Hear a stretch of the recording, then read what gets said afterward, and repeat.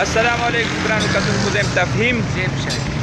مونږ دلته کشتي پل باندې ولاړ یو تاسو ته یاد شي نو څه وخت مخکې مونږ په دې باندې یو ویډیو جوړه کړې وه یو مطالبه مو کړې وه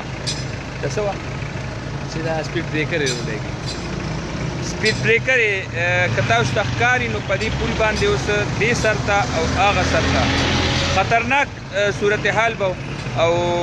هغې د وجې نه اکسیډنټونه د خلکو ځانونو ته خطراتو نو هغه سپیډ بریکر یې ولګېدې او اوس احتیاط کېږي شکریه ادا کوو د هغه ادارو د هغه شخصیاتو د هغه خلکو چا چې دې کې دلچسپي واخیسته او په دې نوټس واخیستو عوامي مطالبې او د عوامي مفادو اجتماعي مفادو دپاره د دې لارې خیال یې ساتلو او دا سپیډ بریکر یې ولګولې ستا مطالبه څه ده؟ یو مطالبه بله کوي چې دا ډبل سروس روډونه دي ډبل 1 2 سره یې خو راتاوېږي په کای دې کې سپیډ بریکر جوړ شي دا پرسنپ نه کې روډ په کای دې کې سر کې